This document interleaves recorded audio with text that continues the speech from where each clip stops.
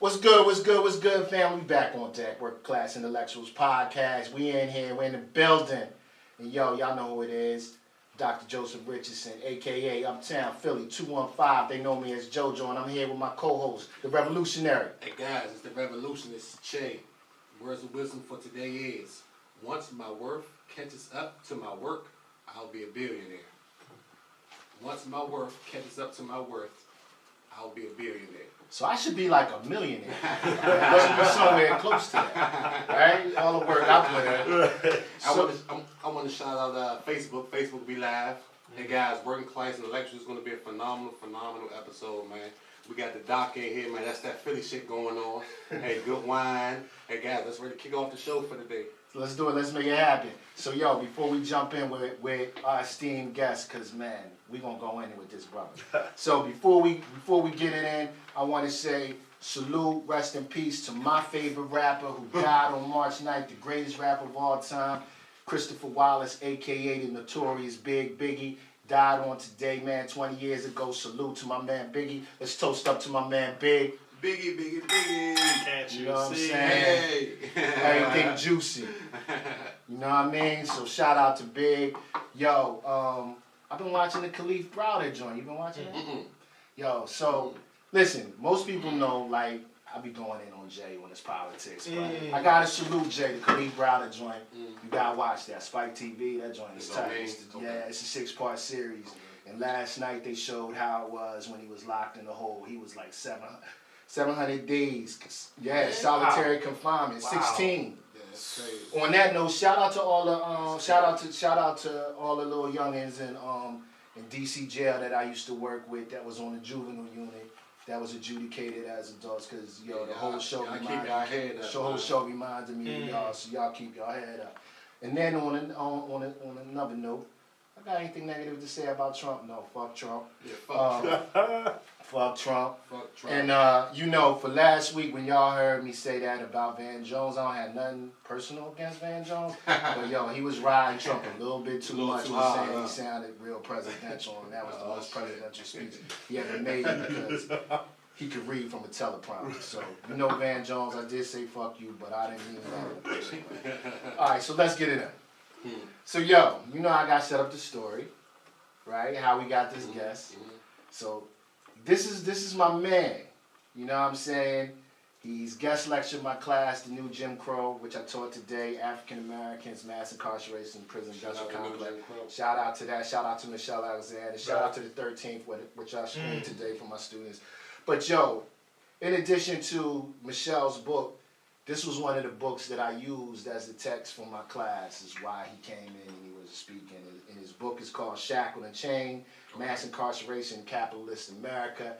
And not only is the dude just an amazing writer and an amazing activist, but he also was a vice presidential candidate in 2016. Yep. Let me say that again. He was a vice presidential candidate. I didn't say like state or local for governor. I said for the president. 2016. Yes, sir. He ran on the PSL. That's phenomenal. It's a party for socialism and liberation. Right. He's an activist. You know what I'm saying? Has gone toe to toe with DC Mayor Muriel Bowser. I don't know if she's feeling his brother or not. He ain't in good graces with her. No, but I got love for him for that. We totally left here. He also ran for the DC Council at Large seat. Okay. Got 6% of the vote. Yes, sir. Right? Yeah, 6% roughly around there. We beat the guy with the most money. Yeah. That's always a good thing. Yeah. And he lives in Ward 8. Okay. And most importantly, he's a Charlottesvillian, out of Charlottesville, Virginia. My UVA. My alma mater, UVA. And if I'm not mistaken, his father was professor. A professor there and African American Affairs. Yeah, to this day. You know, like that was my major. Represent. So salute to UVA, salute to Charlottesville. We used to always scrap the dudes from the town because, we used to take their girls. But that's enough. Don't tell nobody. Don't tell nobody about that. But, I'm glad to have my man, taking a seat at the table. This is my brother. in the struggle, comrade, Mr. Eugene Puryear.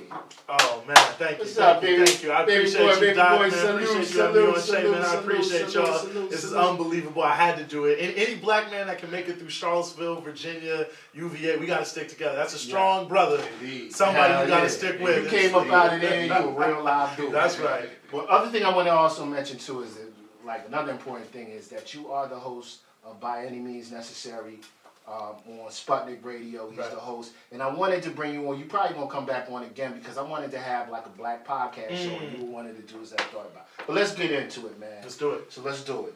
Let's just first go in on the book. Right. Shackled and Chained, Mass Incarceration, and Capitalism. What made you write that? You know, I wrote the book because when New Jim Crow had dropped, I felt that it just created a moment that was somewhat surprising to me, that like something that I think black people to some degree already knew but had never been able to surface it. Michelle Alexander with just that title just woke people up in a way that was crazy. But I felt that it was some elements of the book that needed maybe a little bit more context, or perhaps maybe not even more context, more nuance in terms of how it played out. I mean, I thought the book was good. I thought it laid it out real nicely, but I felt that at the end of the day, it was more that could have been said, about the role that Democrats have played, including the Congressional Black Caucus in setting up a lot of this. Then Let's break that before we move on. Let's get to that. Because a lot of people got it twisted about the Democrats and how they were involved in creating and pushing a lot of these policies that led to the mass incarceration of black people, and they were black. Mm-hmm. I mean, it blew me away because even when I started researching the book, I knew about Clinton and the crime bill. So I come in saying, like, at the very least, I can get that in there and let me see what else I can find. And I was pretty blown doing research when I found that Joe Biden, so former vice president, everybody loves Joe Biden, Ted Kennedy, you know, you couldn't even be more of a white, liberal, quote-unquote progressive person, that they had actually in 1975 put in the first mandatory minimum bill. And that, you know, coming into 1986, the 100-to-1 crack disparity, I'm doing research, I found that Charlie Rangel had actually written a letter, this is a congressman from Harlem, Congressional Black Caucus, had actually written a letter to the New York Times saying that Reagan was too soft on crime, and that we need to spend more money. And then you had the famous 1994 crime bill where at first the CBC had come out and said, oh, you know, we can't criminalize black people, blah, blah, blah, blah, blah, blah. But then sort of switched it up when they realized it was probably, you know, they no one was caring what they were saying, and said, okay, well, if you give us extra money, a little tiny bit of money for, you know, drug rehabilitation, job training or whatever, we're going to rock with that. And they support the crime bill on the basis that, you know, Clinton's a Democrat, they're Democrats, they got to ride together. So really throughout the whole history, even going back to the Rockefeller drug laws, where a lot of these black ministers and others who were so-called community leaders were pushing the government, lock up more drug dealers, lock up more heroin dealers, shut this all down. Really from the very beginning of the war on drugs, there has been amongst black politicians, and, you know, what I would say is like a small group of the community, but just a vocal group in the community, a voice saying, you know, go ahead and push these policies. And that really has helped lay the basis for what was able to happen. And I think that's one of the best connects in the community. We really have a lot of activists, especially, you know, being from Ward 7, who actually come out and actually, you know what I mean, for lack of words, guest lecture us on what's going on with the politics, you know what I mean? So it's foreign to us. Right. You know what I mean? So when these laws are passed, we're oblivious to it. We don't know what the hell is going on. We don't know which laws for who or whatever the case might be. And so few people voted. It's like if you look at black politics in America, these politicians, to white people, they say we represent black people. We're the Congressional Black Caucus. We represent all the areas that are majority black. But then you just go in and look at how many people vote, and you see that 9 times out of 10, most of them aren't even that relevant to their own community. They can't drive big turnout outside of, you know, presidential years, Obama running for election. But by and large, you know, it's 30, 40, maybe 50% of people voting, and I think it's because the community has some sense that these people aren't really out there for you. But in the broader sense of the system, they don't really care about that. All they really care about is that there is some representative from said community that they can put up as a token. And the crazy thing is, me and Dr. Richardson had this conversation all the time, man. My thing is, how can you speak on something you know nothing about? You know what I mean? How can you say you're about the people, you're about these different wars, whatever the case might be, but we barely see it. Exactly. You know what I'm saying? Like, how can you really relate to us? Can you relate to us? Right. You know what I mean? And Dr. Richardson says it all the time. I think that's the difference between, as far as professors, Dr. Richardson and also these professors at Maryland University, is that Dr. Richardson gets out in the field. Right. You know what I mean? He touches the community. You know what I mean? A lot of these other professors, they sitting in the office reading their little books, eating their cheese sandwiches. You know what I mean? And they're giving these students, me personally, a lot of bullshit. You know what I mean? So, no, I mean that's real. That's real. I mean, if you think about it like this, especially, you know, what a lot of white people, they don't even know what the community is or where it was. Even if they want to do something, they might not be able to figure out. But you know, unfortunately, it's a lot of black people in the professional class that kind of feel like, man, I got out. I don't want to mess my gig up. You know what I'm saying? I'm at University of Maryland now. Like, I got to act a certain way, be a certain way, drive a certain car, have a certain representation so that they, the broader university community, accept me as one of them. But I mean, for whatever that's worth. So let's set the record straight, because a lot of people think that sometimes I'm hating on Obama, but I want to clear the record on the criminal justice policy side. Right. So you just mentioned Joe Biden. I tell my class, my students all the time, I'm like, as much as Obama was running up in prisons, it was Joe Biden, his vice president, who basically created a lot of the drug laws that we have right now. Civil asset forfeiture, which hit the highest point under Obama, which Joe Biden helped create. Created the office of the drug czar, right? Contributed to the framing of the 1 to 100, you know, crack cocaine disparity. So a lot of these things that we're looking at, Joe Biden was really one of the dudes that helped frame all of this, but we kind of embrace Obama blindly. We're not really looking at how he's exactly. I think it's a good point, and that's part of why I wanted to write the book, to show that, like, what was really the key factor was the Democrats in a way. Because obviously Republicans, right-wingers, or whatever, they had a mass incarceration law and order philosophy for some time, at least since Nixon. But, you know, it's not that easy to convince people to go from a set of sort of New Deal, Great Society, Franklin Roosevelt, Lyndon Johnson, like, the system itself has some problems, but we can tweak it and bring people in. And this is what they're telling black people, civil rights movement, you know, okay, cool, y'all are angry, we get it. Like, we're going to bring you in, we're going to give you some jobs, we're going to integrate different pieces, so on and so forth. And to go from that to, okay, it's poor people, it's all their fault, it's not the system, we shouldn't have social programs, you know, we should just look for some other way to deal with the problems these people have, to go, which ultimately became locking people up. To go from point A to point B, that's a big shift. And so the only way you can do something like that is to have some sort of person who's considered legitimate in the eyes of those who are targeted. So as long as it's just Ronald Reagan, as long as it's just the Republicans, as long as it's just Richard Nixon, exactly. Even a Joe Biden, he's out there talking about mandatory minimums, and people are like, not so sure. But then once you're able to get into the 80s and you get more of these conservative Democrats, you get black Democrats becoming more conservative to try to win back the so-called Reagan Democrats, which is interesting. We're having the same conversation about Trump voters. Like, how do we win them back over? Same thing. And they said move to the center. And then what's the big thing is, well, white people are mad about crime in the city. They think black people are running over the city and blah, blah, blah. So we'll just get on board the crime train too. And we'll tack on job training. We'll tack on drug rehabilitation and a couple things that make us look different than Reagan. But in terms of this whole framework, the whole setup, then obviously they were moving into this idea that of mass incarceration in a way that was key, because you had to have that representative. And I wanted to make sure I brought that out in the book, that it really was a bipartisan reform as a part of the whole country shifting more to the right in response to a bad economy, basically. Corporations wanted more money, wanted to cut back on the government. But, you know, you cut back on the government, but you're getting rid of jobs by hollowing out cities. You cut it back on government social programs. Then you have all these people trapped in these, you know, slums, so-called ghettos. Got to do something. Boom.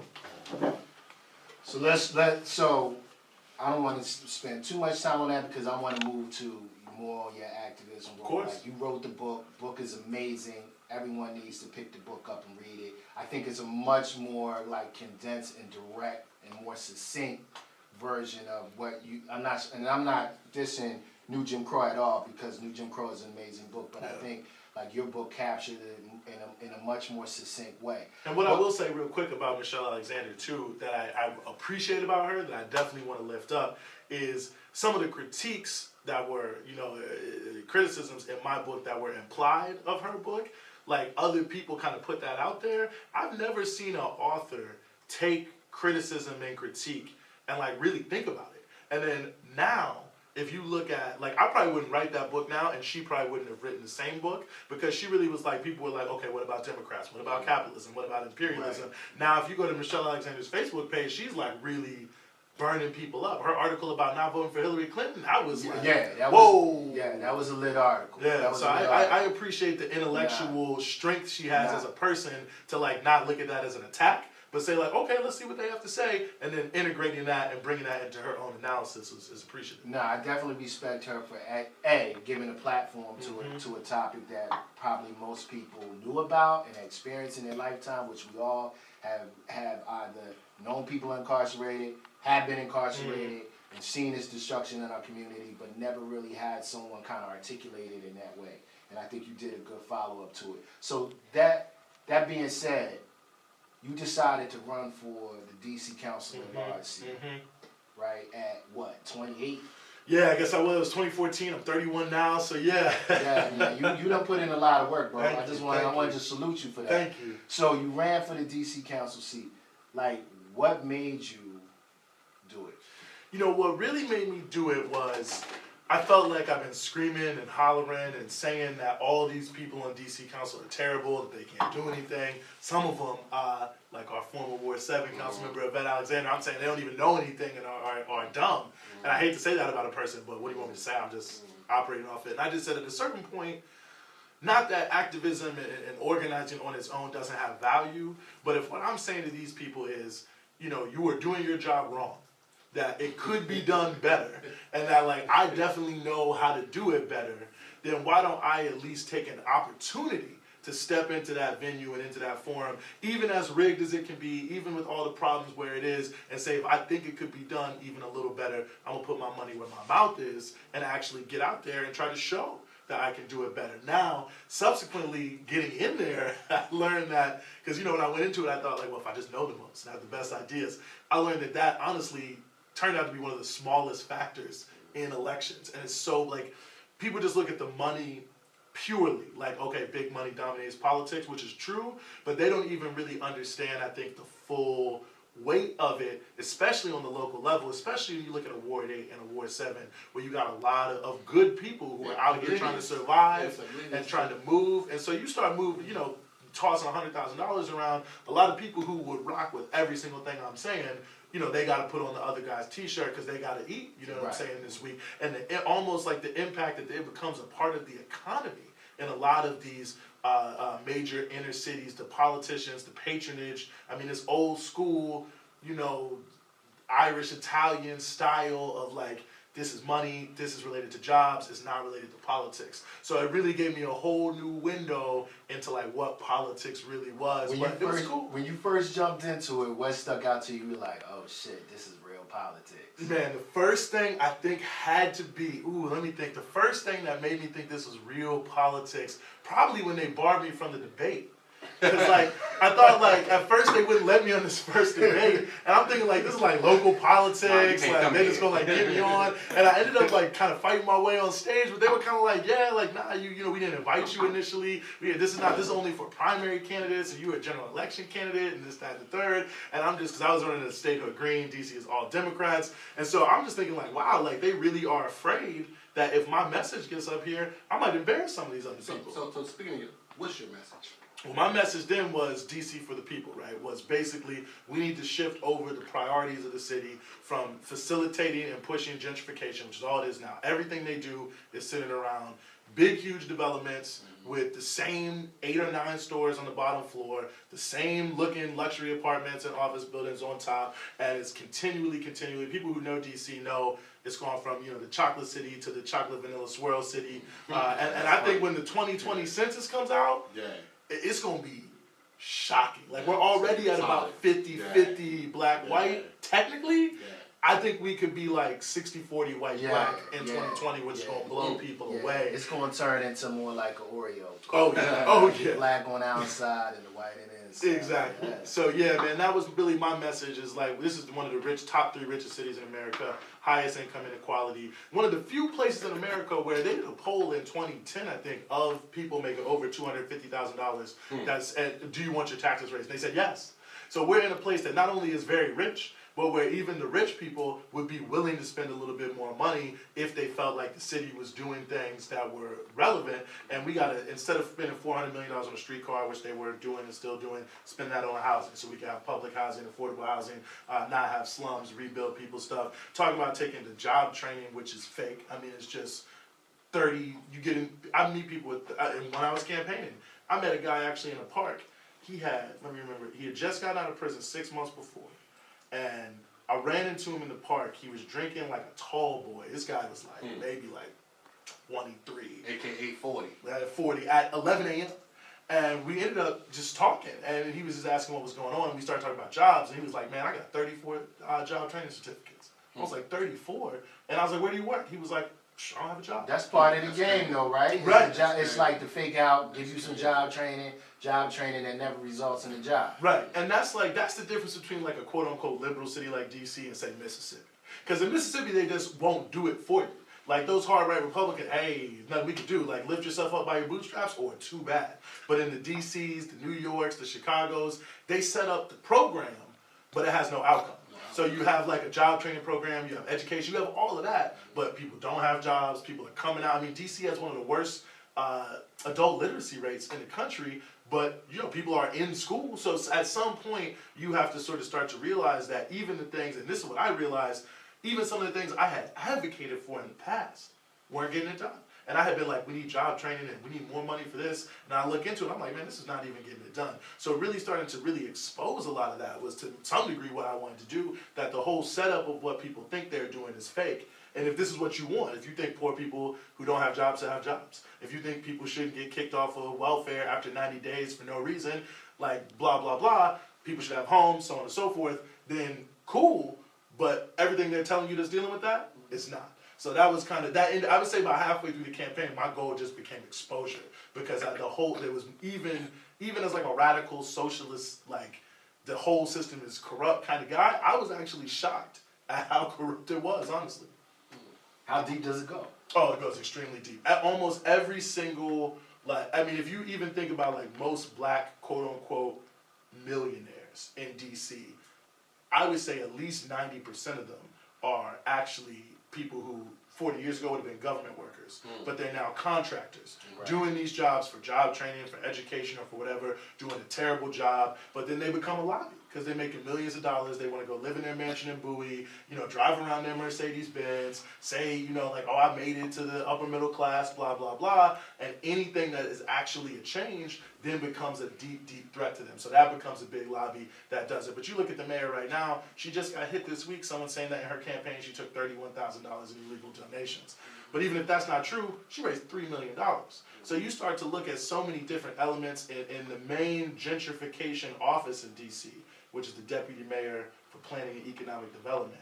If you just track where these cats go after they leave, big developers, big law firms, and they come right back and lobby the people who they were previously working for. And so they have an incentive in the office to not really do their job. And it's on so many different levels, from zoning, where they'll just do stuff that is blatantly illegal against the actual statute on paper, tell you that they can do it with some just authority that they don't have, and then displace people on behalf of developers. And so every single city agency is to some degree corrupted by the revolving door. People want to be working in the private sector, making millions of dollars, so they're thinking, how do I set myself up? Every politician is to some degree, except the ones who only take small donations, compromised by the corporate donations and the fear that those people will run another candidate against them. So on every single level, you have so much penetration of money into the government.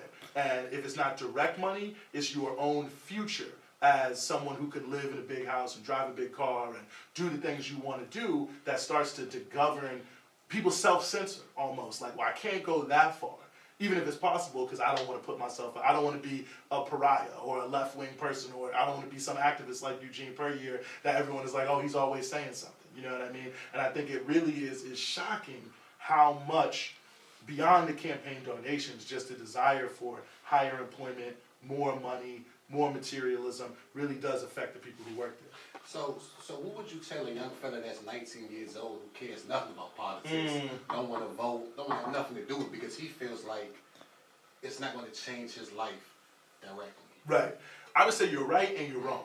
I would say on the one hand, like, you're right to figure out that this system, the way it's set up now, this capitalist system, as long as you exist under the idea that capitalism is the system, no doubt, there's no way they can solve all the problems that you have. Like, when you have a housing market that's based on, you know, making money, not putting people in houses, a lot of people are not going to have houses. Same thing with healthcare. When you have a job market that's based on companies wanting to pay the least and have the lowest possible labor costs, a lot of people are not going to have jobs. And so it's a very correct assumption, which is why I think young people don't vote the most, not because they're the most ignorant, but to some degree they're the most intelligent. Because they need the biggest, broadest, boldest changes, and they see that this system will never do that. So I would say that's right, but I would say the second piece is, if you want to move to a new system, how is it really going to happen?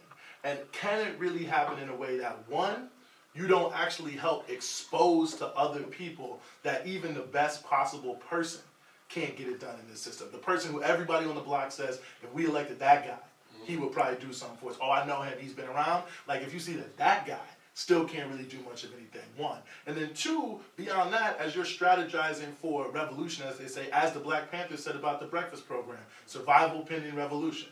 You can, if there's a boot on your neck, you can loosen it up a little bit. You can get it to back off. You can get yourself some more air. Give yourself some more space in the elements of this system. You can't get it all, but you have to be able to put the two things together. But I think people are right to have a feeling that, like, yeah, this system has to change, and nothing, voting, whatever inside of the system is going to be the ultimate change. But help just get that boot a little bit off your neck and give yourself some more breathing space to organize people, to expose the system to people by being in there, and to help build up the type of forces you need to really change things. But revolutions happen all the time. It's not impossible, and it's the 14 to 19-year-olds who usually lead them.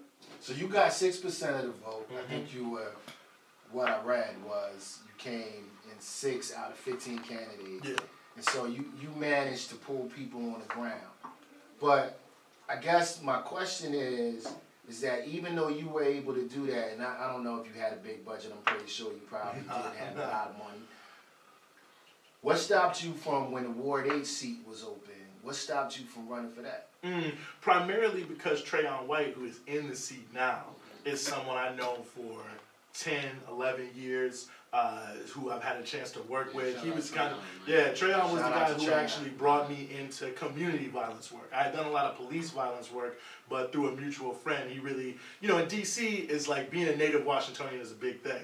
And he really embraced me. So anyway, having known him for all this time, I was excited for him to get on there. And my hope for the city is that this is kind of like step one of a takeover, that we can get a lot of young, hopefully primarily Black, progressive-minded, revolutionary-minded people who are just trying to create some change, but also create some space for forces to work towards something bigger, that we can start to take over more and more seats. So I wanted to see Trayon win as hopefully the first bridge, now that, like, he can get in there and people say, oh, a community organizer, a community activist is on the council, well, you know, let's get a few more.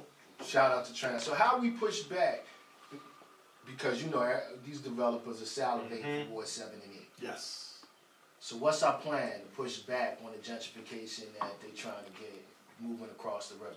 I think the first thing we have to do is we have to educate our people that no matter how bad the conditions are in your building, as soon as you move, you lost all your leverage. Like, everything with these people, to them, is empty out the building so we can redevelop the building and bring in new people. And whether it's, you know, the vouchers they give people, whether it's the buyouts that they give people, all these different elements that they have to convince people. And this is the main thing they do, is they let the building run down to a slum, so you want to move. That no matter how bad it is, as soon as you leave, I mean, one, your legal rights as a tenant are based on you living there more or less, except for a few pieces. But also, they can't do anything to the building. They can't demolish the building. They can't tear it down. They can't do anything as long as you stay. So to me, that's number one, is we just have to have an attitude like we are not leaving this land and we are going to stay here, and that those of us who aren't in that particular space will rally around those folks to protect them. And when, I work with a building in Congress Heights, and I went to the first meeting, and it's 60 units. I'm talking about the worst part. I'm talking no people using ovens for heat for 2 or 3 straight years. No air conditioning, roads, rats, roaches. I mean, everything. And so they moved out almost all of the people. And it was just like these about 20-ish people who were left, and they just said, we're not moving under any circumstances. Will you work with us? And I said, cool. And now we're at a place now where we don't know 100% is what's going to happen, but a case that people told me was completely, could never win, placed right over top of the metro, that developers wanted. Now it looks like we even have a new partner outside of this slumlord who, when these tenants exercise their rights, and we got a few others just in case, because a lot of people are interested, when these tenants exercise their right, we could end up doubling, maybe more, the amount of affordable housing in this area. So, but it never could have happened, because this has been a 2-year process. Right. So if they would have been like, hey, I can't take it, we couldn't have done it. But just the fact that they were like, we're not leaving, it gives you the time to work every possible angle, which is just my second piece to how we win. Every angle. I mean, from the zoning commission, do they rubber stamp everything? Yes. But can you slow something down? Absolutely. Can you get a little bit here and there? Absolutely. The council, the mayor, public opinion, everything like that. Staying there and having that base is the key to creating the space to organize. Because once they have you dispersed, I mean, DC has people in Largo, Maryland right now on vouchers waiting to move back in to redevelopments from 2-3 years ago. So once you're gone, That's it. That's it. That's it. So, anybody listening to this show, if you live in Ward 7, Ward 8, you got people down there, tell them, yo, don't move out of your spot, because that's the way we get people up out of That's here. right. So you was getting ready. Yeah, I was actually about to touch on the topic as far, politicians and police brutality. I'm not real big on politics. Right. I'm gonna keep it 100 with you. That's okay. I feel like a lot of politicians are fake. So a lot, I would say 95%. Yeah. You know what I mean? They full of shit. So my thing is that it's so many black boys that's being convicted of high class felonies that are not guilty.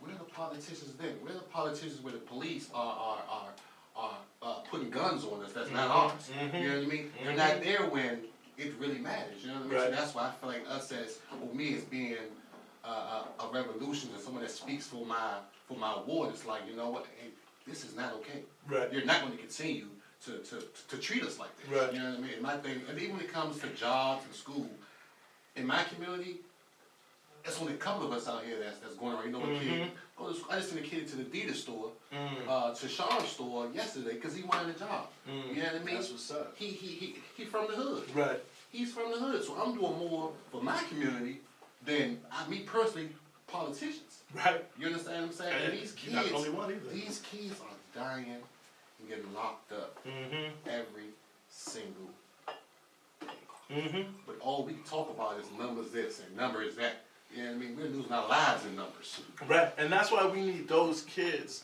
even if it's not about winning, to run, to say that, to bring that in. Because to me, like, that is the most powerful thing. I actually was there is a move afoot to try to get rid of the Youth Rehabilitation Act in DC, which people don't know, basically it just helps people who get caught up, who don't deserve to go to jail, get an opportunity to get their record expunged. And they're trying to get rid of it. But it was a guy who testified in favor of it, who did 10 years in solitary confinement in the federal prison.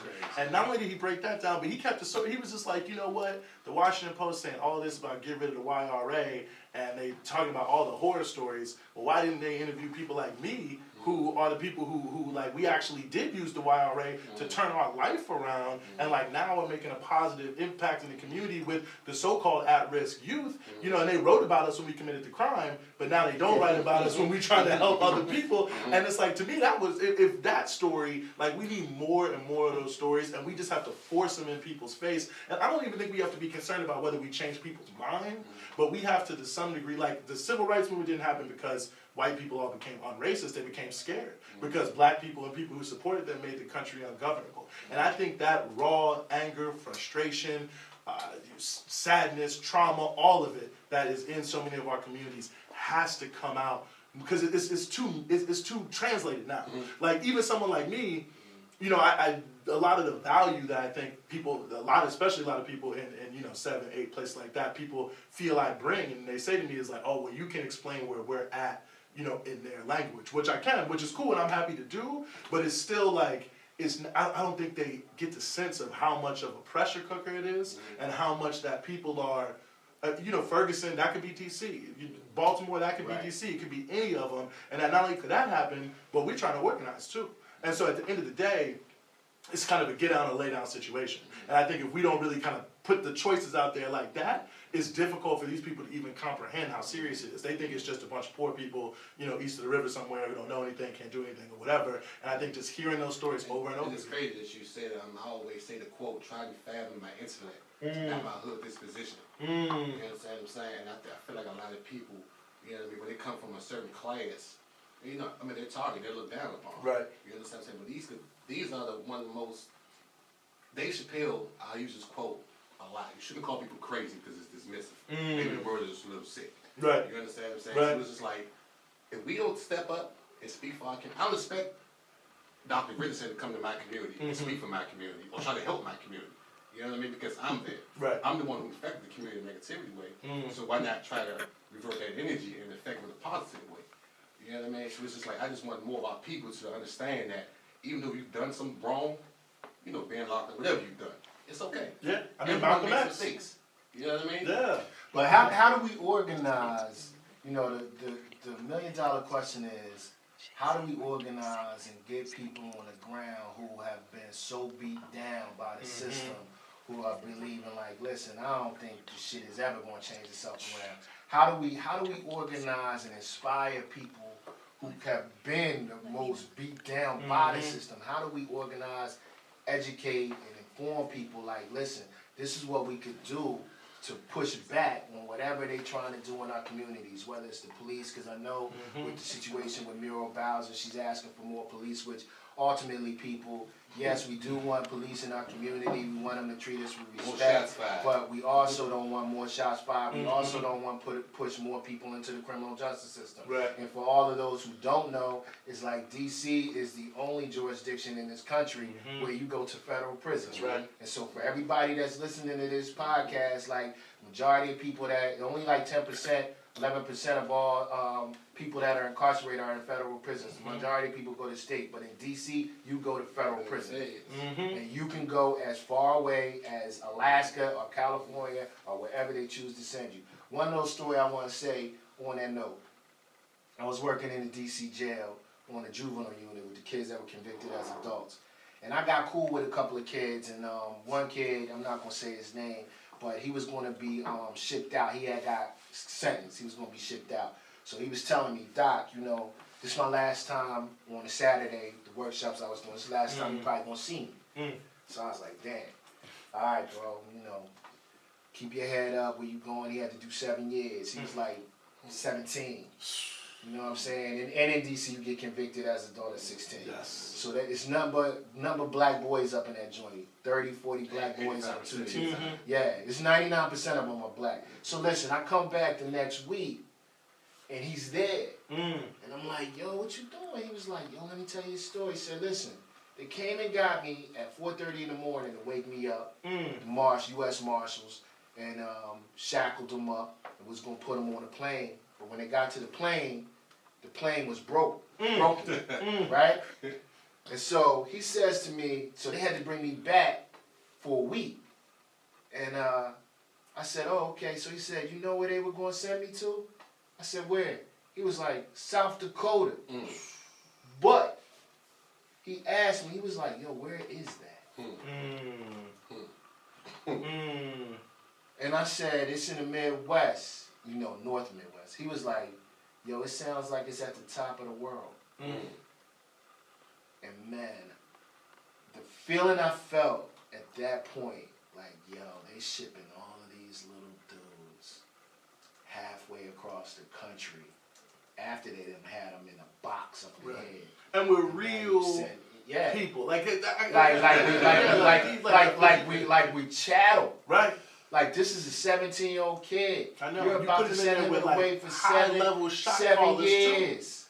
Yeah. It's like it's not even relevant. Like, you could say, like, he committed a felony, someone else committed a felony. But I mean, you're from Philadelphia, so if you're just a street cat in Philadelphia, you go to Pennsylvania. It's a lot of other street cats. But if you go to the federal prison, everybody knows you must have been somebody real more. Right. I mean, like, so you think about sending kids into that environment. It's just like a young person with it's crazy on so many different levels. But I'm glad you brought up the more police, because this is why I was so on and continue to be so on this issue of the NEAR Act that McDuffie put through to put a violence interrupter, getting returning citizens, people coming back from prison, and paying them, empowering them to keep the peace in their own community. Because to me, the concept of it, and this is what really made me latch onto it when I first heard of it, from a lady from Cure Violence, was like, the problem is we talk about, the need to change, this and change that, and we don't recognize that the kids who we consider the worst, quote unquote worst, are really the community leaders. Oh, without a doubt. Like, they are, the other people are following them, and so if we can reach them and start a direct dialogue, we can start to move more and more people. And so I think it's a lot of different things, but the reason I latched onto that is because there's so many people, I mean, around the country, but in DC especially, who I know, who were putting in work, in the 60s, 70s, 80s, 90s, who now really want to, like, make a difference, or who connect with a lot of young kids. I walk around the street, people know them, people respect that history, and people know that since they're not coming in trying to run the block, there's no competition. It's just like, oh man, this is the guy. Some people say, that's the guy I want to be, because I know his history. And so if we can put those people in a sustainable position to be then linking with the folks they've met, the people like myself, the people like yourself, and start linking up with those leaders, I think that's what's going to make the difference at the end of the day, is trying to directly turn, I think as Louis Farrakhan said it, man, and I hate to say this is going to be inflammatory, but, he said to the gang members in 94, it's not that you have the guns, it's that they pointed in the wrong direction. Like, y'all shouldn't be killing each other. You're a powerful force. And I feel like showing these kids are like, man, the reason they're afraid of you is not because you killing each other. The reason they're afraid of you is because y'all are powerful enough to change this country. Which is why, shout out to Stephen Yorkman, which is why we had the Negroes with Guns episode, because that's what it was all about. But I also want to say, I agree with you 150%. I brought Goodbye Uncle Tom into the jail, this documentary on slavery, which is like totally unfiltered. Right. If you've ever seen it. And I was showing it, and like one of the kids was like, yo, I seen this already, Doc. This documentary is fly. And usually I take the docs home. Right. He was like, yo, leave that here. Because I need to show it to everybody that's on lockdown right now when they get out. And that in itself, like, if you think that there's not leaders up in there, there's a lot of little young cats in there that are sharp. And who know a lot. Know a lot. I had a dude talk to me at Benning Road Metro, and he ran up on me because I was handing out some leaflet, and I didn't know what it was. It said something about socialism. I gave him the leaflet. He walks past me. He goes 5 steps, spins around, turns around, comes right back to me, and he has, his whole little crew with him, so they follow him behind him. He was like, yo, is this like the Black Panthers? And was real serious. And I was like, yeah, something like that, what you know about the Black Panthers. And then we literally had about an hour-long conversation, me and his brother, about the Panthers, Malcolm X, black politics, and he was asking questions. He was like, well, why did they fail? Why didn't they succeed? Can we do this today? So whatever he was reading, whatever he was watching, he was really studying it. And he really understood it. And you could see because his friends started to drop off a little bit, but he stayed super engaged. And once they had kind of all faded away, and I tell this story a lot because it really affected me, is that he said to me with like almost tears forming in his eyes, he was like, man, how come I can get these kids to go kill when I say so? But then when I'm like, man, we got to keep the peace, they don't want to listen to me. I'm blown. I'm like, I don't even know. You're traumatized, man. Traumatized, man. It's crazy because we do the work at the hospital. It's like, if you don't have, Midnight River talk about this all the time. If you don't have, if I've been stabbed up or shot up, right, and I've been in the hospital for a month, right, you patch me up, you get my blood pressure down, then you let me go. I'm still traumatized mentally. You're sending me back into the same environment. Into that traumatizing community. Exactly, but you want me to do something different. Right. That's the definition of the same, doing the same thing, expecting a different result. That's right. You understand what I'm saying? So it's like we have more programs out here where we can enroll them into the VIP, or whatever program that might be out here, I think that would be more, for a lack of words, more important to the community because there's nothing out here that's like that right now. Nah, shout out to Councilman Duffy too, because he's the reason actually why we have the funding for our program at Prince George's Hospital Trauma Center, because he had conceived the idea of having social workers in the trauma unit. So that's basically what we do, is we try to provide psychosocial services to all young brothers who have been violently injured, and half of the dudes we get are from DC at PG Hospital. Right. Well, you the one who really put me on the importance of the trauma conversation, Doc, and it's really, I feel like it's underplayed. We talk about PTSD as regards veterans, and like, I mean, anybody who's ever been a part of like a veteran job training program is crazy because it's all about the PTSD aspect. Right. And they'll say stuff like, if you're a restaurant owner, like you got to understand if you hire a veteran who's been in a war, that like if a pot drops, like that might just pop something off in their mind about something that happened. They might have to go home. Like it's not an injury, but like that's an injury. Yeah. And I think, man, like how many young brothers and sisters. I mean, I remember moving to Ward 8. You lived in Charlottesville, so it's country. Yeah. You know, like it's nothing. Even like the worst of the worst is like now I laugh when I think about how hard we used to think that was. And so moving out of Ward 8, and I lived in some other like hood areas of DC, but definitely Mellon Street, you know, so-called Murder Mellon, was like a different world. I mean, the number of gunshots. I actually took my bed off the little rollers and put it on the ground.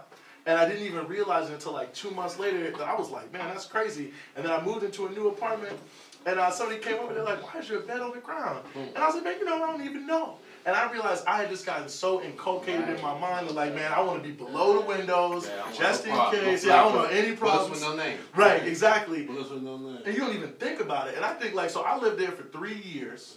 And in just those 3 years, so much of my own behavior changed, my own attitudes changed, like the things that make you jumpy or nervous start to change. And I'm like, and I haven't even really been in it. You know what I mean? So imagine it from a baby to now. Plus, I mean, I'm thinking about the young kids, a young boy I once saw almost get killed by a heroin dealer on that street. His mom was strung out in the place. He went in there to try to grab her up, and they were like, yeah, we're going to kill you. And I had to see his friend carry him out the building or push him out the building while he's threatening to kill the dude. The dude comes out with a gun. He's waving around a gun. Get out of here. Get the fuck out of here. I'm going to kill you if I see you back in here. And I'm thinking like, man, you can't tell me that this brother who just went to go try to drag his mom out of a heroin den and then got kicked out by a drug dealer who almost killed him, like, you can't tell me that, like, you can just put him in a PAC job training program and then be like, yo, be okay. He's not cool. Right. And none of us would be cool. Right. I mean, that's the thing. It's like nobody would be cool under them conditions. Yeah, and I also think that to kind of switch subject, even when it comes to police brutality, man, I've been talking to a young fella the other day around the way, and he was just like, look, man, the police pulled me over, I'm going to have a hammer on my hip, and I'm going to let it go. You know what I mean? A dude shot at the cops on my street. Yeah.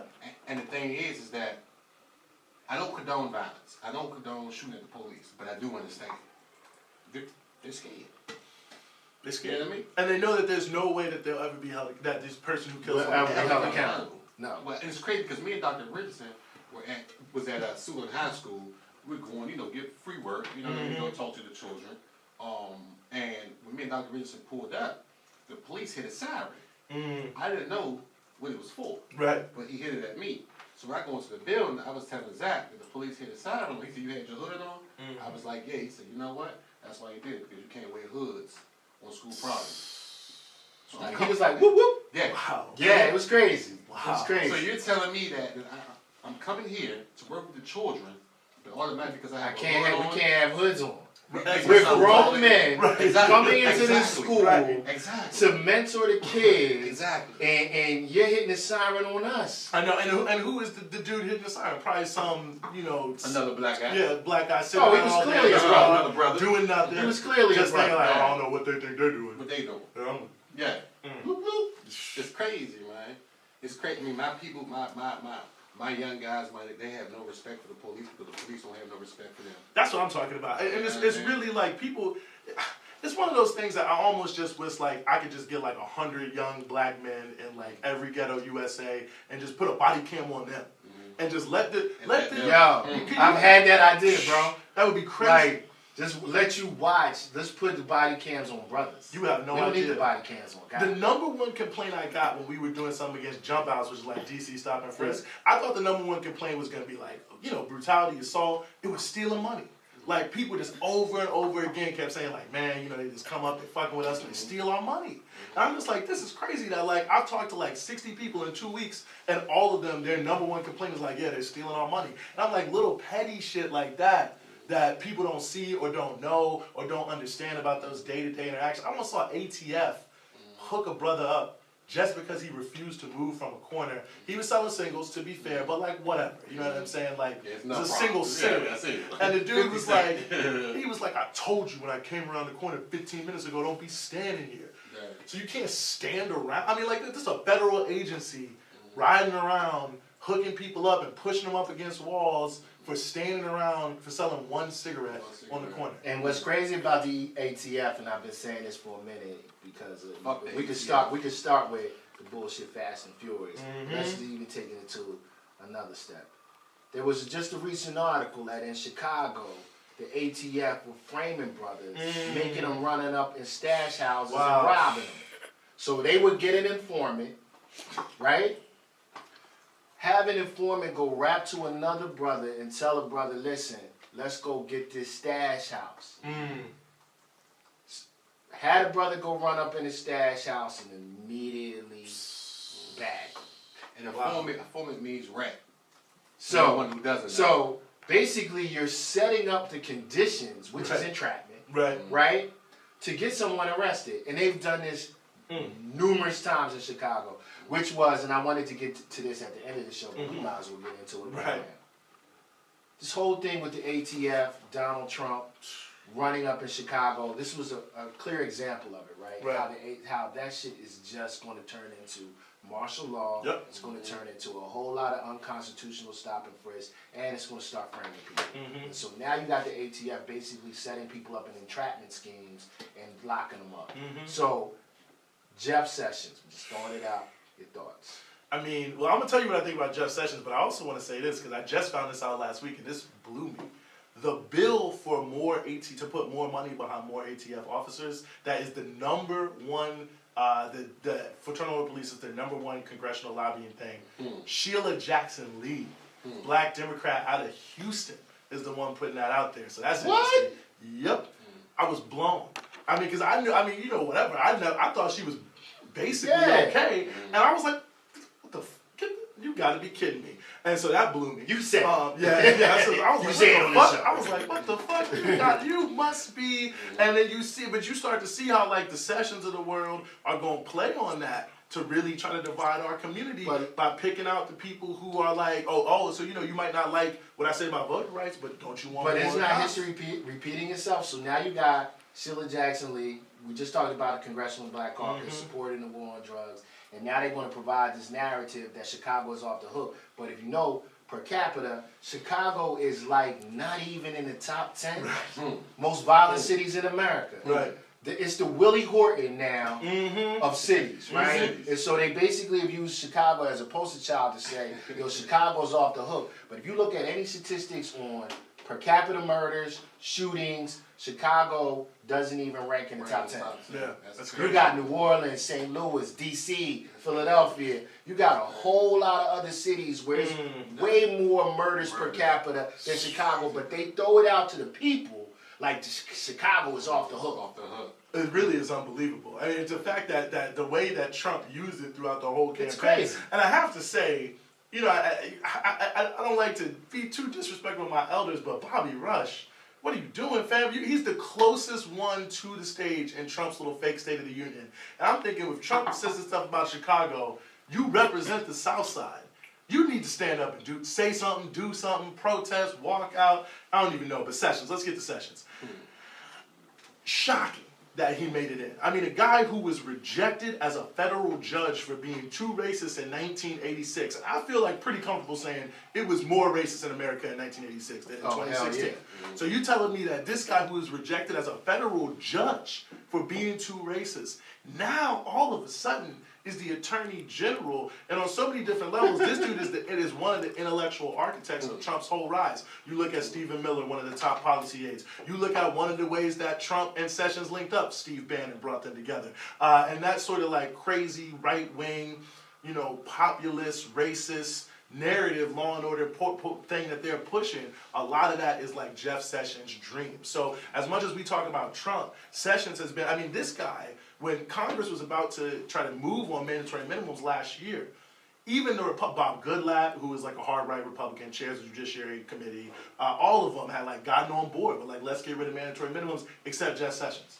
So even the like other Tea Party Republicans were ready to not move. even going. And he was like, nah, not gonna do it. Dude's a grand wizard. Oh, definitely. And in fact, two of his aides are lobbyists for the jail group, and we just know that Jeff Sessions basically went back and said, listen, we're going to do the private prisons. We're no longer going to be doing consent decrees. We're not going to be looking at these police department agencies. I mean, his whole orientation is, control the slaves on the plantation. It's all about social control. Like, these people are like, quote unquote, out of control. We're not going to do anything for them that's legitimate. And so you just got to find a way to deal with the fallout from us not doing a damn thing. And so we need more cops, more prisons, tougher penalties, and let the cops just go off the leash. And the irony of all that is that all that stuff they tried in the 90s and it didn't actually work.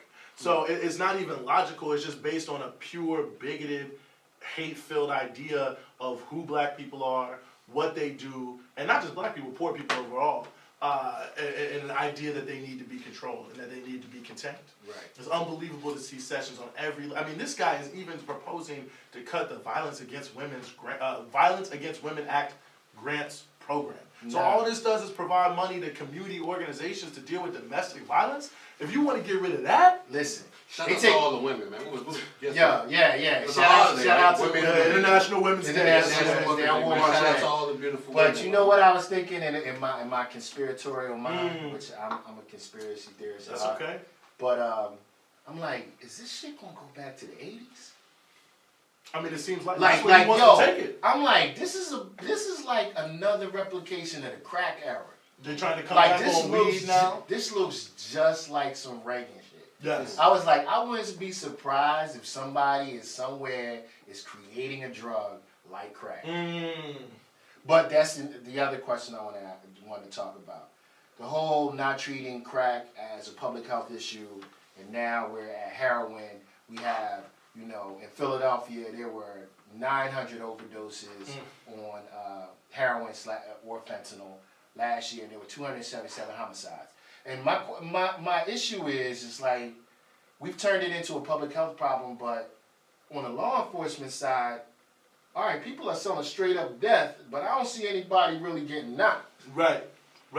And what's crazy is the Washington Post, who I normally don't shout out, but they did a great series about the role of the big pharmaceutical companies in the heroin epidemic. And they just broke it down. They found out it was not, Jeff Sessions said, it's all coming from Mexico.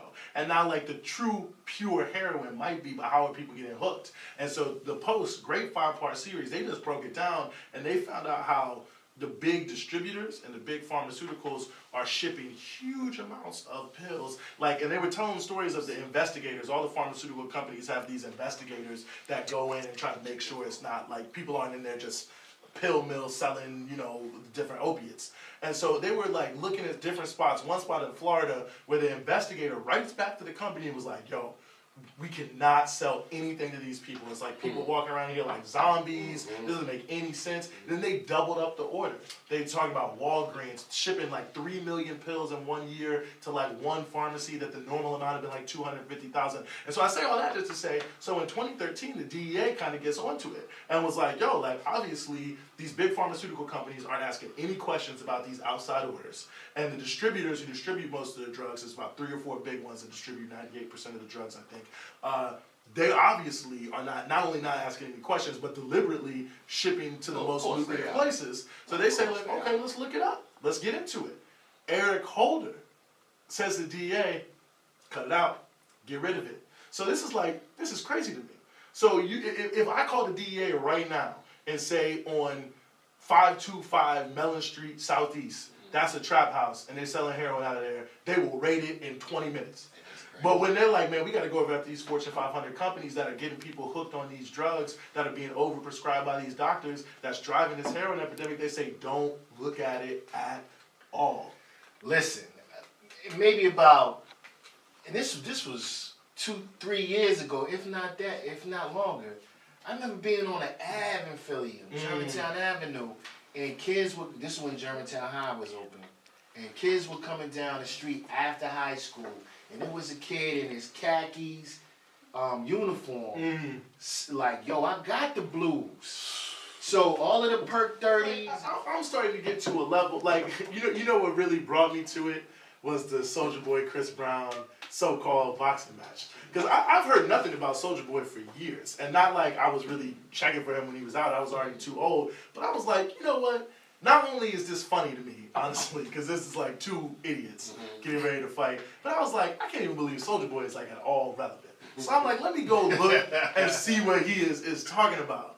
And he's in there, and I know for a fact, having read his interviews, he comes from a middle-class family in Atlanta. And in fact, he said he got into rapping because his mom only made $110,000 a year, and he wanted more money than that, because that was nothing. And I said, well, I can tell that you definitely not from the street, because believe me, I can find people who would kill you in 20 seconds for $100,000 a year. But, so, you know, obviously not a gang member. I go to his Spotify page, he's claiming blood. First of all, you're from Atlanta. Second of all, the picture that there's just a bunch of guns, everything about trap this, kill that, blah, blah, blah. And I'm like, yo, you are from a middle-class family in Atlanta, which is like, no shade, but like, how is this even possible? And so it's they're the people, the Shy Glizzies of the world. And I'm critical of him and his lyrics, but he's really from 37th Street. Right. You know, he's really from where it's happening. And then, so you have that, which I can live with, because like, that's a reflection of your reality. But then it gets a little bit of hood credibility. You help me to sell out shows. And so the A&Rs say, well, you give me 50 other people who sound like Shy Glizzy, who can rap like Shy Glizzy, who I can put out here for these white people. Because all they care about is that they say this, that, and the third. It's crazy that you say that, man. Not to cut you off. Man. No, you good. But the crazy thing is that when it comes to these rap artists, man, everyone be a beast till it's time to be beast shit. Right. Right. You know what I mean? I have a security company. For real. You know what I mean? And I deal with a lot of these guys who come into D.C., Miami, Atlanta, and these guys are clowns. Right. They're not about none of what they told. A lot of them have the cops protecting them at these concerts. Exactly. You understand what I'm saying? So it's just like, grow up. Right? Don't believe what you see on Instagram and Twitter. Going to jail, dudes stand up, get shot. That's not cool. And you know what I noticed too? You know who doesn't get a lot of radio play anymore is Boosie. I mean, he gets some, but not a lot. But when you listen to his albums, because I said to someone, I said to my mom the other day when she was complaining about rap, I was like, just tell the rap station to play Boosie's Wake Up about being in prison. They play that once an hour, every hour. A whole lot of people are gonna be like, you know what, it's not worth it. Yo, I just seen this ill video by G Herbo. Yeah, you know G Herbo from Chicago? Listen, one of my students played this G Herbo, the joint, the other day, and it was a parallel video between slavery and being hung for looking at a white woman, and they moved it up to modern day, like the overseer, slave master, to the cops. G Herbo, shout out to him, man. Yo, salute G Herbo, man, because that was a hot ass video, my brother. I'm just saying, if we're gonna raid the trap house in the hood, we need to raid Radio 1 in Bethesda. Like, I mean, they doing more damage than the average, quote unquote, guy in the trap. Salute that. So let's move on, man, because I don't want to keep you here all night. We can talk. We can talk all night, man. We might run out of wine, man. That way at the party. So I want to move on to you wrote the book. You've been out there as an activist, challenging, criminal justice, prison industrial complex, the police, the mayor, gentrification, man, you've done it all. And then finally, for the coup d'etat, you run as the vice presidential candidate for the Party for Socialism and Liberation. Right.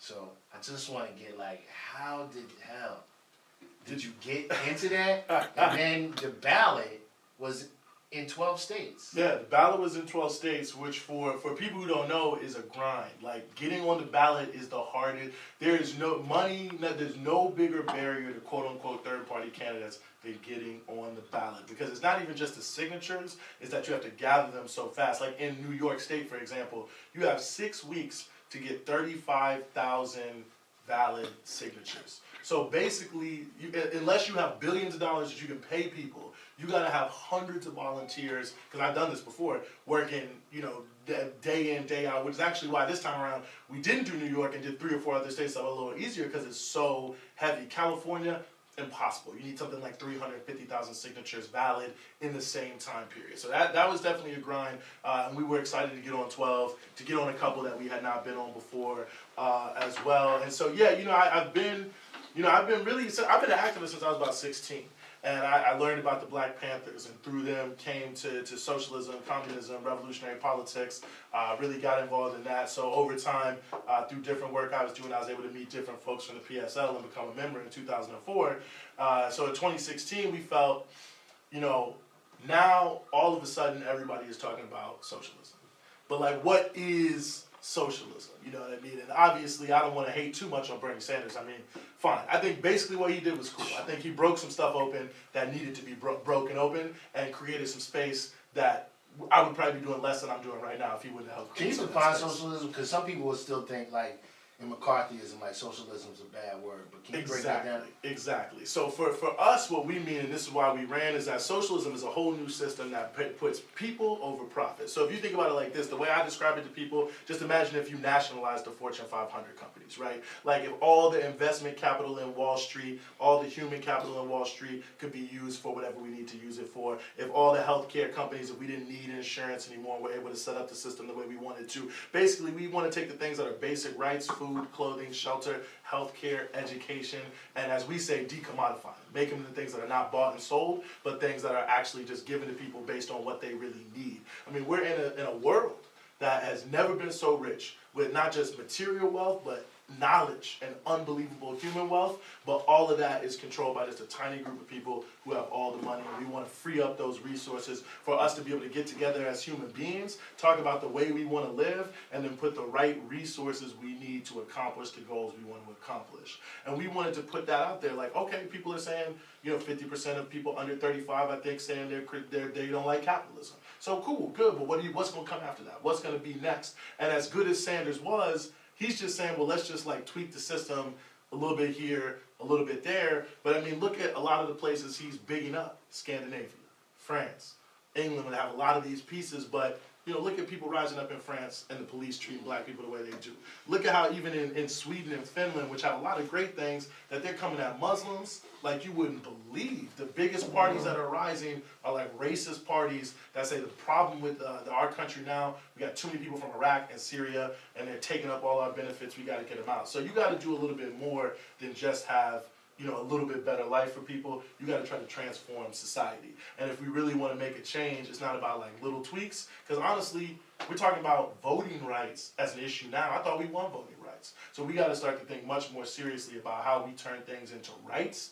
Not just things that you have, but like the same way we have a right to free speech, that you have one to housing, to education, to healthcare. So, whatever you need to have a decent life, a job, whatever it may be. So we wanted to put that out there, to bring out that vision of revolutionary socialism, because we don't believe you can vote that in. We think that even if we got to the level where you had enough people to vote what we're talking about in, they would definitely just stop caring about voting and killing people. So how did you get on a ballot in 12 states? Because most people will assume that, because many people are kind of ignorant to the two-party system, not really realizing that there's some alternative parties, and think that we're just locked into Hillary Clinton and Donald Trump, Democrat v. Republican. But how'd you get your party on a ballot in 12 states? We would basically just roll into areas in different states, different cities, different towns, try to post up wherever there was any conglomeration of people we could find, and just get out and stand there and just talk to folks walking by. Hey, we're independent candidates. We're trying to get on the ballot, blah blah blah, and just having conversations, having materials. And honestly, it was so many people this year who were disgusted by the two options that they thought they had, Hillary Trump on the different hands that they wanted to see at least somebody else talk about something different. So having done it before, this is one of the easier times to get his signatures because a lot of people were like, I don't fucking with either of them. I want to salute you, bro. You're the first, I've never been in the presence of somebody who was a vice presidential candidate. Well, thank you very much. So, I got to salute you for your vice presidential. Thank you, sir. I feel like I'm in the presence of aristocracy right now, man. You know what I mean? That's real business. Yeah, man, it was cool. We went to a lot of red states, man. We were deep in West Virginia. We were deep in Western Pennsylvania. We were out in the Tampa area where Trump did well. I mean, we went to a lot of spots where Trump really racked up votes, and it's nothing like people think. Even there, a lot of people are not voting. Many people. In West Virginia, I probably talked to 50 people in a couple hours just knocking doors on one afternoon on a Sunday. And I don't think I found one person who was voting. And they were just we know what it is. This is not for us, blah, blah, blah. I mean, they really had a good analysis, but really were interested to hear what you had to say. Okay, that's cool. And they really appreciated the fact that we came at them look, we're not in the election because we think the election is the thing, but we're in the election to show people what the possibilities could be if we did something different, and to tell them that if they want that, they probably have to do something more than the elections, which is why they're going to see us after the election. And we always try to leave an organizing footprint, whether we can find people we already know, members of our party who live there, or if we just are in a place where we aren't, where are the community organizations, where are the organizers, where are the activists who we can connect with, and just leave that trail and say, hey, you're a 501c3, you can't promote us, cool. All we're saying is take us around a little bit, maybe show us a couple places, let us big you up, talk about your work, and when we're reporting on what we're doing, and then once this is over and we're out of the whole election mode, we can come back, we can keep working, we can keep connecting folks that we know in these different cities and build something that's stronger so that people don't just see you every 4 years, but that they see you're trying to bring them into something a little bit bigger than just the election. So we live on Facebook right now. Okay. I've been showing your book, a couple of times during the show. Can you tell them where they can actually find your book and get some information? Yes, Amazon.com. That is the easiest place to find the book, is Amazon.com. Yo, it's a good read too. It's a very good read, Amazon.com, but you can also go to liberationnews.org. That is the website of the PSL, liberationnews.org. And there's a message in that. There's a messaging area where you can send us messages. And if for whatever reason something is happening, just shoot us a message, say, hey, I'd like some copies of Shackled and Chained, 2, 3, whatever you need. Some for a class. We can do bulk orders for people who want to put something together for a class. But yeah, Amazon.com will take care of you. So we're going to move towards closing out a little bit. I got a couple more things to ask before I let you go. It's all good, man. I'm having a good time. I know we're getting twisted. Got the good wine. Yo, Sputnik Radio, you got your own show by any means necessary. You were gracious enough to have me on your show, man. Yo, you got this radio show. What is the importance, man? We on this podcast, which we started on basically nothing, right? And I really want to get across to young people, particularly young people that listen to the show. What does it take, to get a show up, and why'd you do it? I think that what it takes is consistency. I would say anyone who wants to start a show, that's the key, is consistency. It's like what they say about any job. If you start a business, it's a business, not a hobby. You gotta, even if it's something you're doing for free, you gotta look at this this is actually kind of like a part-time job, right? And that just like a job, if you're not consistent, you will be fired. You have to say I'm gonna record on X days. I'm gonna release on Y days, because people who listen to you, that's what they want. You know what I'm saying? And it's something like that. If you miss 2 weeks, you could lose a lot of listeners because there's a lot of things out there. So the biggest thing I always say is consistency. Outside of that, you need equipment. But the beautiful thing, honestly, these days is technology is so good now. You can roll into Best Buy and get everything you need at studio quality type stuff. I've been in professional television studios that have stuff that you could go buy out of Best Buy these days. And I would tell people also check out Patreon too. You can set up a Patreon account where you can have people who, it's like a PayPal, they like what you have to say, they can come in and they can support you. A lot of people now are able to turn what is basically a labor of love. Yeah, y'all gotta get on Patreon. I know people with trash podcasts making $40,000 a year just because there are some people who like them. I think they're trash, but obviously a lot of people don't. Yo, bro, we doing the wrong thing. Yeah, what the hell is we doing? We need 40 stacks. Gotta get on Patreon. We drinking too much up in this joint. get too fucked up. You can have the good one every episode. We get too fucked up in here. I'm getting a hell of DMs on Instagram and Facebook. People love the show. Yes. Work class and lectures, man. And it's crazy that it's just a lot of bullshit podcasts out here. Yep. And I put on Instagram the other day. We're coming for the number one spot. I want the number one spot in podcast. And if you like this podcast, if you like Working Class Intellectuals, are y'all on iTunes? Nah, we on SoundCloud. Okay, you on SoundCloud?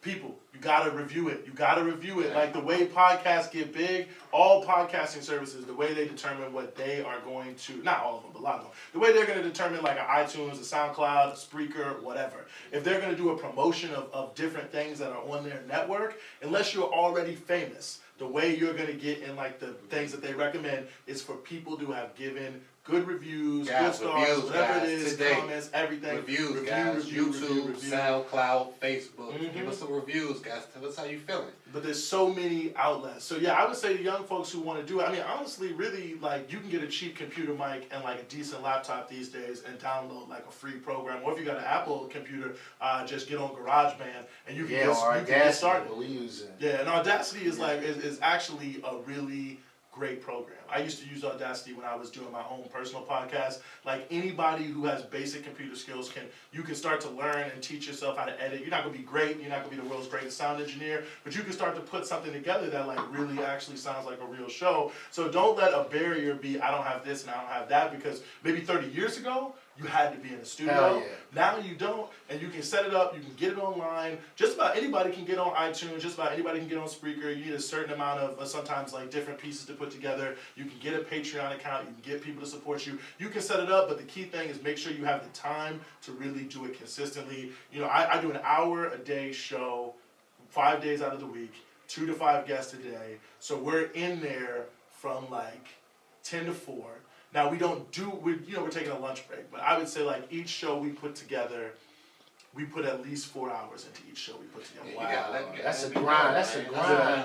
That's a grind, bro. Yeah. Nah, I respect that. Like, how hard is it to put together shows every day? Very hard. Because I used to do a weekly show on WPFW, as you know, which is terrestrial radio here, and I thought and that was an hour, and I only really did 30 minutes, and I thought I could just scale up that amount of work. It's much more difficult. Now I make it harder on myself because I do an opening monologue, 10 minutes of whatever my thoughts are on the issue of the day, which means I gotta come in, read the news, and write 10 minutes worth of stuff, which is 1,500 words every day. Now if I cut that out, I could probably shave an hour and a half off the work we do every day, but still that'd be about 3 hours. And it's difficult because you got to get the guest on, and that is, who knows? That's the worst part about radio. Hold up. We got to salute you.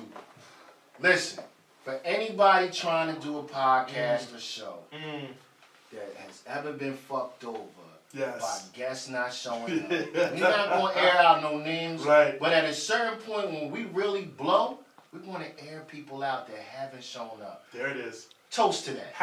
You have to. And if you get invited to be on a radio show, if you aren't 89% sure you can make it, just say you can make it. Because our whole life is set up, I leave work thinking I'm going to do X, Y, Z tomorrow. And if I wake up and you are like, oh, I can't do it, I have to find somebody in half the time it took me to find you. People, let us know 24 hours in advance that you can't come.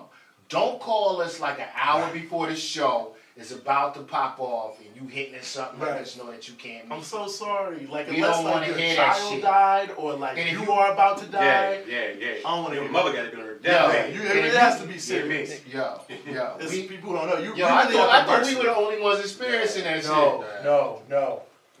Yo, we have experienced that to the T. We just experienced that yesterday. And the better the show, the more people will flake on you because the easier they think it is to get cast. They're like, that's a great show. They can find somebody in 10 minutes to be on that show. I would love to be on that show. And it's just nah, actually, it could take, it really does, we have to start on Monday booking through the whole week. We try to leave an hour after we're finished normally on Monday to try to make sure we have at least Tuesday, Wednesday, and some thought about Thursday. That's the kind of planning you really have to put into a daily show, an hour a day. That's why I always say if you've never done it before, start with the weekly show. Do not try to do it every day. I see a lot of people who do daily podcasts who've never done it before. They don't have anything to talk about. There's no way in the freaking world we could do a daily show. No, not every goddamn day. There's no way. Hey, I mean, we could get up to it, but at this point in time, like I love our viewers, man. Yeah, I love y'all to death, at this man. point in time, we love y'all, but every day, I don't know we can do this. It's hard. And it's hard because there's only limited. There's non-limited things to talk about. But to connect to your guest, since you can only get but certain guests, you end up having to hit a lot of themes in like 3 or 4 different ways, and that is tricky. Like, I don't think I would be very good at this had I not done that weekly show for a year, Right. and had my partner on that show be someone who was an NPR producer for 30 years. Right. So like he was able to hit me to a lot of stuff about how to get things done in a way that I never could have accomplished. So yeah. But you made it very easy for us because you kind of covered everything that I had to ask you. Thank you. Like, you must have been in my head, my brother. Because you just covered like all 20 points I had on you. And so, man, I just appreciate you coming on the show, man. I think you've been doing amazing things. We've been wanting to get you on the show for a minute. So, it's Shackled and Chained, Mass Incarceration in Capitalistic America. This is Eugene Puryear. He's run for vice president. He's run for D.C. Council at large. He started a number of activist groups. He's fighting gentrification in D.C. He's going head-to-head with the mayor of D.C. He's going head-to-head with the police chief. And he's 30. And we're about to get up out of here. Any last words, my revolutionary? hey guys, I want to kind of give me 30 seconds. It's been on my chest lately.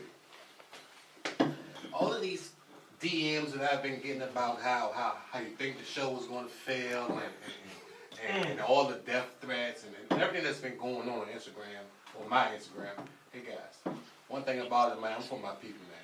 You know what I mean? My past is my past. Allow me to move on and really try to change the world, man. I'm not about the guns and the violence anymore. That's my past life. You know what I mean? So please don't bring me out of retirement. Please. You know what I mean? So once again, man, working class intellectuals, I appreciate you coming, brother. No, I appreciate you. No. Thank you. Come on. With all sincerity, man, we got to toast you up one last time. Salute to my man, Eugene Puryear. Salute to Revolution. Salute to Enlightenment. That's right. Team Adidas, man. Salute to the upliftment of our people. And if y'all ain't get one thing from this show, realize from this young brother that anything is possible. Right. Working class intellectuals, man. We about to check on up out of here. We about to go do our thing, toast it up some more, drink some more wine. We're gonna see y'all on the other side. And we out. We out of here.